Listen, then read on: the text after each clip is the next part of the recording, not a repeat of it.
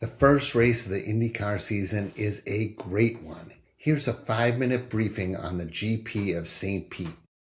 I'm IndyCar Dad, and whether you're at the racetrack or watching from home, I'll help you have the most fun possible.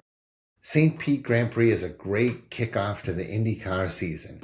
Every driver's hungry, and the St. Pete Street Course is a prime destination for both passing and for hitting the wall. So expect a chaotic race with a chaotic start. Here's some drivers you can watch during the race. Will Power lost his Penske ride last year and was wisely picked up by Andretti. He's one of the fastest guys in the history of the sport, and I smell a little bit of a redemption in Will Power this year. David Malukas is the young gun who moved into Will Power's old car. He's got big shoes to fill on Sunday.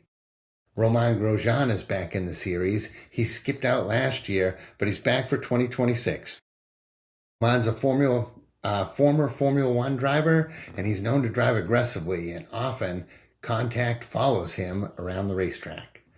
Another guy to watch, Mick Schumacher, the son of 8-time world driving champion Michael Schumacher. Mick was also Formula 2 champion and was a Formula 1 driver at one point. He lost his ride, and he's been without out of single-seater ride for a while. No one knows what Mick Schumacher is going to do on Sunday. Exciting to watch. Another exciting thing to watch is the start. Do not be late for this race. Turns 1 and 2 are as busy as any corners in the entire season. The race starts at 12:29. Have your popcorn ready and be in your seat. So, one thing to watch for is early cautions in this race. If something goes bad at the start and there's a caution flag, a bunch of cars are going to go into the pits to change tires and get fresh fuel. But when they do, there'll probably be a few cars that were lingering at the back of the field not doing well that will move all the way to the front. And then they'll be at the front with slow cars, old tires, and it gets chaotic. Everything gets scrambled. Chaos. So another thing to watch for on Sunday is there's a new tire rule. You probably know they have soft tires and hard tires. The soft tires being green, the hard tires being black. Well, this year, the teams are mandated they have to run the green tires 2 times in the race. And that's going to add probably an extra pit stop to this race, and it will remove the fact that sometimes it turns into a fuel economy contest where everybody's driving as slow as they possibly can not to get past. Instead, we might have a balls-out race to the finish with people burning up tires and burning gas. So those are exciting. So the next thing to watch is fuel strategy. If the teams do pit more often, that means they top off the gas tank more. That means they can use a higher power setting on the engine that uses more fuel. So here's my advice for enjoying the race more. My first piece of advice is to use the IndyCar app. The app is free, and it gives you all sorts of information that's updated real time. You can even watch driver in-car cameras. You can listen to the radio conversations, and you can see all sorts of data about how many laps they've done, when the last time they pitted was, what tires they're using, and how fast they are compared to other drivers. Fantastic. The IndyCar app adds a tremendous extra level to watching the race. If you're going to the races, great. There's something about St. Pete that's different than a lot of IndyCar races, and that is you're not allowed to bring food and drink into the track. I think you can get away with bringing in a water bottle, but leave your 6-pack of beer and your rotisserie chicken at home because it'll just go to the security guards at the gate. But here are some things you want to bring. Sunblock, glasses. I carry one of those emergency ponchos in case it rains.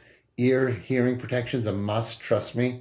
You want your phone, wallet, keys, a power bank to recharge your phone if you need it, wear comfortable shoes, you'll be walking a lot, get a hat to keep the sun off your head, a water bottle is a great idea, and a credit card is a must because a lot of the concessions don't take cash inside the track. Some extras to really kick it up a notch, noise-canceling headphones are nice, a scanner is nice to listen to the race on the scanner, an extra layer of clothing might be a good idea for if it gets colder, and wear your swag if you've got it. Where do you want to park when you're going to the race? Well, Tropicana Field is a good place to park. It costs $30 for Sunday, and there's free shuttles back and forth to the track. Where to watch the race?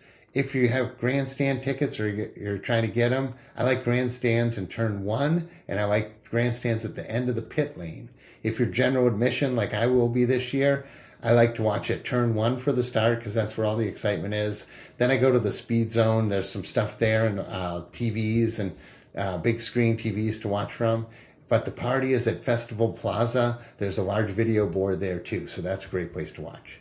Do I have advice for home viewers? Of course I do. I watch more than half of the races at home. So even though I go to lots of races, I still end up at home a bunch. So here's my advice. Get your snacks in order before the race starts because that start's going to be exciting. And with the app going and the TV going, you might not want to take another break. So the race is on Fox TV. I get it from an antenna or I can stream it through my cable service. And I'll tell you what, the picture is better on the antenna. So I use that IndyCar app. That's another tip. And then if you're looking for discussion, live discussion about the race, the best discussion online for IndyCar is on the IndyCar subreddit. So go to reddit.com and look up IndyCar. So again, I'm IndyCar Dad. I hope to see you at the races. If you see me there, say hi, I'm friendly. You can also find me on podcast networks, YouTube. I'm active on Instagram. And this week I even started a TikTok. So if I make something I'm really proud of, I'll put it on Reddit as well. Thanks for following me. IndyCar Dad.